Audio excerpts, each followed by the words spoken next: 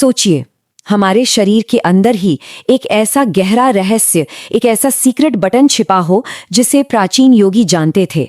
और कमाल की बात यह है कि अगर इसे एक बार दबा दिया जाए तो भूख, प्यास, समय, यहां तक कि मौत पर भी काबू पाया जा सकता है।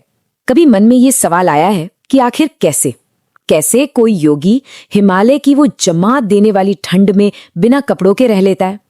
या फिर ये कैसे मुमकिन है कि कुछ साधक महीनों तक बिना कुछ खाए पिए समाधि में बैठे रहते हैं?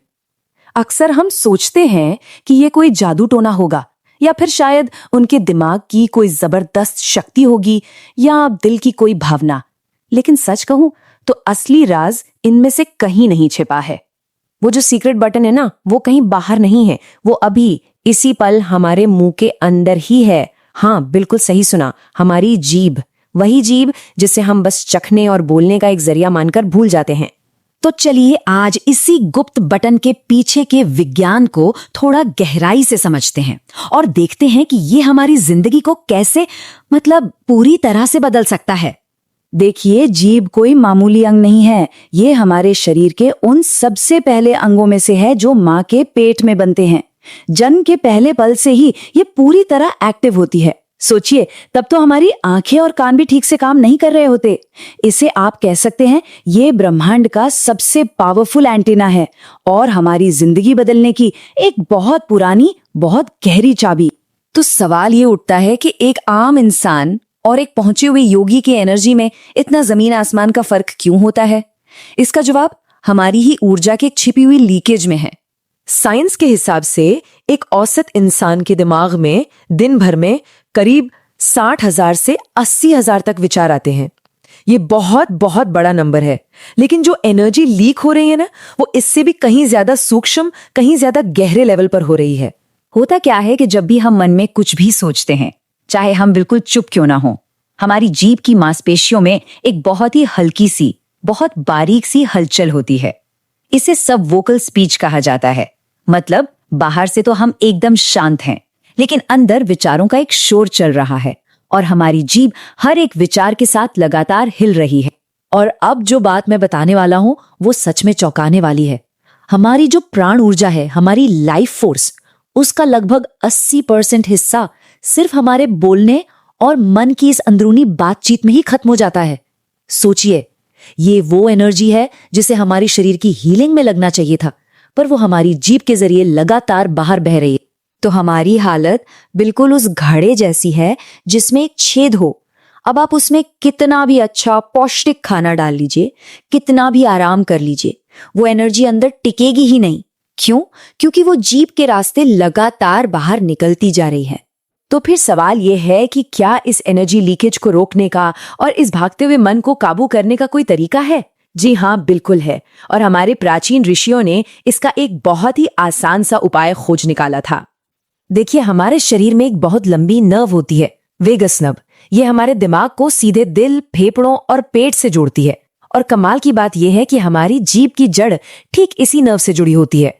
तो होता क्या है, जब हम अपनी जीभ को रिलैक्स करते हैं, ढीला छोड़ते हैं, तो ये वेगस नर्व हमारे दिमाग को सिग्नल भेजती है कि सब ठीक है, शांत हो जाओ। और जैसे ही जीभ में तनाव आता है, ये फाइट और फ्लाइट वाला सिग्नल भेज देती।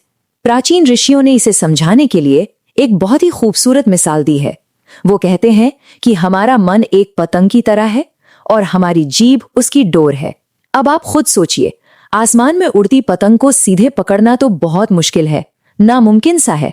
लेकिन अगर आप बस उसकी डोर यानी अपनी जीभ को स्थिर कर लें, तो पतंग यानी मन अपने आप शांत हो जाता है।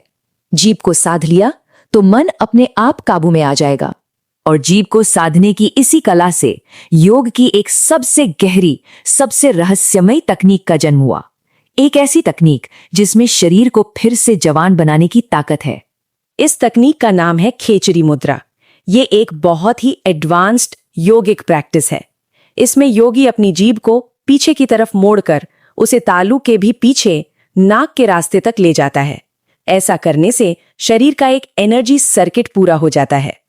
अब यहाँ एक और भी गहरी बात सामने आती है। योग शास्त्र कहते हैं कि हमारे दिमाग के सेंटर से हर पल एक दिव्य अमृत जैसा तरल पदार्थ टपकता रहता है।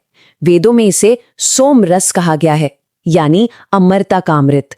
एक आम इंसान में क्या होता है कि ये अमृत नीचे गिरता है और पेट की जठर अग्नि में यानी हमारी डाइजेस्टिव फायर में जलकर खत्म हो जाता है और इसी वजह से शरीर बूढ़ा होता है। लेकिन खेचरी मुद्रा इस पूरी प्रक्रिया को पलट देती है। योगी अपनी जीभ से उस अमृत को वापस सोख लेता है। नतीजा, शरीर को खाने की जरूरत ही खत्म हो जाती है और शरीर फिर से जवान होने लगता है। ठीक है, खेचरी मुद्रा तो एक बहुत ऊंची अवस्था है, लेकिन हमें वहां तक जाने की जरूरत नहीं है। उस दिशा में बढ़ाया गया एक छोटा सा कदम भी हमारी जिंदगी को बदल सकता है।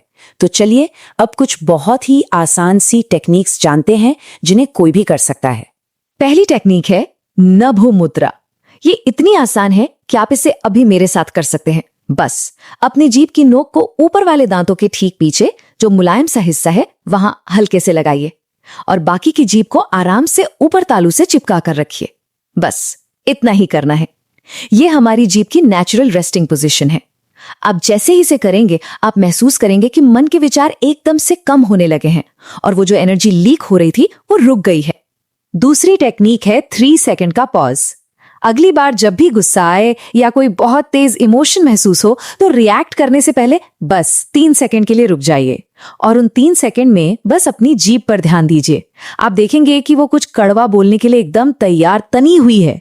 आपको बस जानबूझकर उसे ढीला छोड़ देना है और एक गहरी सांस लेनी है। आप खुद हैरान रह जाएंगे कि गुस्से की वो लहर कैसे पल भर में शांत हो गई। और तीसरी टेक्निक है मौन में भोजन करना।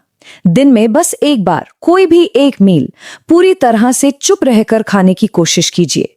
इसका मतलब है कोई टीवी नहीं, कोई फोन नहीं, कोई बात नहीं। हो सके तो आंखें बंद कर लीजिए और अपना पूरा ध्यान खाने के स्वाद, उसकी खुशबू और उसकी एनर्जी को महसूस करने में लगाइए। आप खुद देखेंगे कि कम खाने में भी आपको कहीं ज्यादा संतुष्टि और एनर्जी मिल रही है। तो जीभ को साधने का जो पूरा सार है ना, वो मौन में यानी चुप्पी में छिपा है। जो इंसान फालतू नहीं बोलता उसके शब्दों में अपने आप एक अलग ही ताकत आ जाती है। जैसा कि संत कबीर ने क्या खूब कहा है, शब्द सभारे बोलिए, शब्द के हाथ न पाओ, एक शब्द औषधि करे, एक शब्द करे घाव। हमारे शब्द सिर्फ आवाज नहीं है, वे हमारी दुनिया बनाते भी हैं और बिगाड़ते भी हैं। हमारा शरीर एक मंदिर की तरह है और हमारी जीभ उस मंदिर का मेन गेट है। अगर गेट पर शांति होगी तो अंदर बैठे देवता के दर्शन होंगे ही। तो बस मौन हो जाइए, उस चाबी को घुमाइए और अपने भीतर उतर जाइए। वही गहरी शांति, वही सन्नाटा हमारा असली स्वरूप है।